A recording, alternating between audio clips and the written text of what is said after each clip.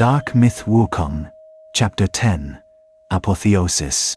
Holy crap! Lao Tzu's gone all in. Brothers, are we going to stand and fight, or run? Make up your minds quickly. My diamond bracelet can't absorb flames this big. The rhino demon, struggling to defend, turned to the others. Rhino, brother, are you trying to kill us? Why did you provoke that old man? He was already seething. You just added fuel to the fire. This is a disaster. When that monkey smashed a few bricks, it turned into the flaming mountains. This time, it'll burn all of Kyushu. Hey, bull demon, stop with the sarcasm. We need to fight, or you'll be beef jerky. The rock demon king exclaimed, frantic. He feared that if he survived this battle, he'd never go near a fire again. On the other side, Lao Tzu was inwardly lamenting.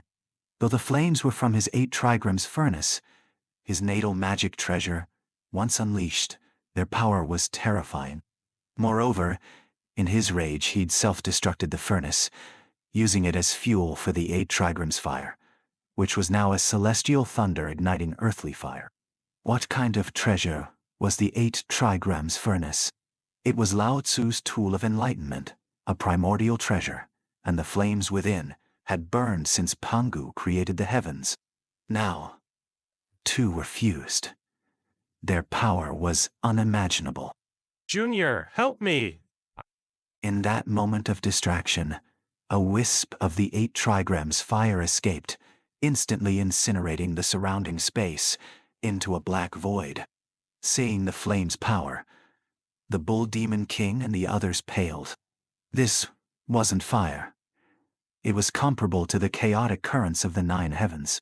Space itself was being consumed. The thought of it touching them was horrifying. They involuntarily retreated.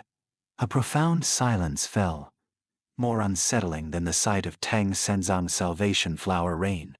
In that eerie silence, 2 sighs echoed. One came from the Lord of the Heavenly Citadel, the other from Tang Sanzang beside the Queen of the Western Lion Kingdom. The Lord of the Heavenly Citadel sighed, lamenting Lao Tzu's cultivation. Their brotherhood spanned countless millennia, a bond far from ordinary. Now, Lao Tzu had self-destructed his natal treasure, losing most of his cultivation and severely damaging his foundation. Even if he survived, he'd be a third-rate immortal, unless he reincarnated and rebuilt his power. Worse, those sky-filling flames, once they fell upon the mortal world, would harm countless lives, and the resulting karma would be unbearable for Lao Tzu. In short, Lao Tzu was finished. Why did Tang Sanzang sigh? Rewind to when the Lord of the Heavenly Citadel noticed Lao Tzu's strange behavior and cried, Senior, wait. At that moment, Tang Sanzang also sensed Lao Tzu's intent, but he said nothing, his eyes filled with reluctance and helplessness. He turned to the Queen of the Western Lion Kingdom. She remained silent, understanding everything. She reached out, gently cradled Tang Sanzang's head, and kissed his forehead. Her eyes were filled with deep love and resolve. After the kiss, she took a smooth pebble from her sachet and placed it in Tang Sanzang's hand. Then she rose and danced. Beside Tang Sanzang, on the lotus platform, amidst the chilling killing intent, she danced freely. As her movements grew faster, her figure faded. Finally she vanished. At that moment, 3 vibrant green leaves appeared on the salvation flower, swirling around Tang Sanzang. Tang Sanzang's face was wet with tears. He clenched the pebble in his left hand, then stood. As he raised his head, an overwhelming aura swept across the 8 wildernesses and 7 realms. His eyes were devoid of sorrow or reluctance, filled with sharp dominance and the courage of a desperate gamble. Tang Sanzang had achieved apotheosis, not through force nor merit, but through an unprecedented path, love. Everyone was shocked again. This day had been filled with more shocks than a lifetime. It was so surreal that they thought they were hallucinating, dreaming. But The dream was too vivid. Yet, no one, including the Lord of the Heavenly Citadel and Lao Tzu, wanted to believe that someone could ascend so easily.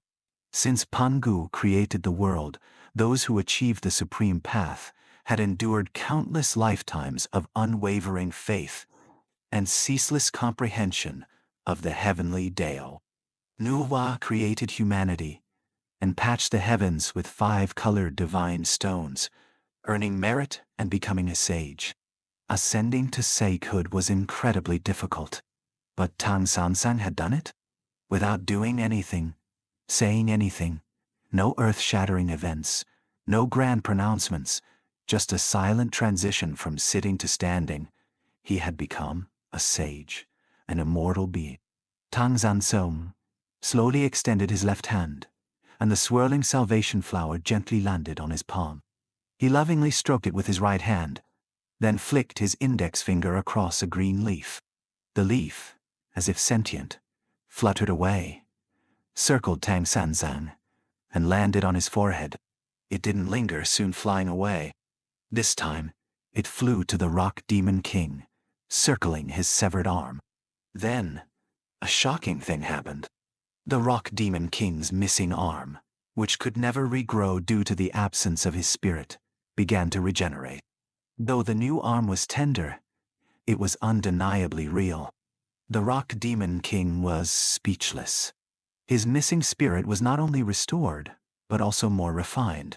He believed that with some cultivation, he could make up for his 300 years of lost time. The leaf, having healed the Rock Demon King's arm, flew into the sky. It released a hazy green mist, which instantly healed everyone's injuries. They also felt a vibrant green aura coursing through them. Tang Sanzang finally spoke, his gaze sweeping across the crowd. "This green light can instantly heal your injuries and provide strong fire resistance. Please assist me in transmuting Lao Tzu's flames." His calm words, coupled with the miraculous leaf and salvation flower, filled everyone with renewed confidence. While they rejoiced, the Lord of the Heavenly Citadel's face twisted in rage. He couldn't believe Tang Sanzang had ascended at this critical moment. The stalemate had been broken by the white bone demon's reinforcements, but they were still barely holding on. Tang Sanzang's sudden ascension forced the Lord of the Heavenly Citadel to fight desperately. Otherwise, Lao Tzu's self-destruction would be in vain. Though these events took time to describe, they happened in an instant. Just as the Lord of the Heavenly Citadel prepared to fight, he sensed that the body ancestor's suppression had weakened. Though it was only a fraction of a moment, he seized the opportunity. He stirred his magic power, shaking the body tree and using the distraction to break free. The body ancestor's expression changed, and he shouted, "Everyone, attack! WuKong is in danger." His words were like a stone thrown into a still pond, creating ripples. The first to act wasn't Tang Sanzang, but the Bull Demon King. His eyes turned bloodshot, and he stirred his magic power. Gripping his chaos iron rod, his veins bulging, he lunged at the Lord of the Heavenly Citadel. The rod, imbued with his full strength, was raised high, threatening to shatter the heavens. If it landed, even Mount Tai would be pulverized. A moment later, Tang Sanzang's leaf acted. It didn't fly towards Lao Tzu's flames, but hovered beside the salvation flower. As if sensing something, the flower's vibrant petals trembled, and countless petals detached, sweeping towards Lao Tzu's flames. The leaf remained beside the flower, emitting a faint green light, which propelled the petals. After Tang Sanzang acted, the others followed, unleashing their strongest attacks. The 100-eyed demon lord opened countless eyes, firing blinding beams at the Lord of the Heavenly Citadel. Red Boy, engulfed in samadhi true fire, launched his flaming spear at him. The white bone demon's pallid skull and the yellow wind, demon samadhi divine wind, were unleashed upon the Lord of the Heavenly Citadel. Why did everyone attack him and ignore Lao Tzu? Because Lao Tzu and his sky-filling 8 trigrams fire were engulfed by the endless flower rain, and 6 salvation heavenly demons were faintly visible, swirling within. Moments later, a scream, a roar, and a deafening explosion echoed. The scream came from the Macaque King, hovering in mid-air. A blood-red needle was embedded in his chest, and behind him was the Bull Demon King.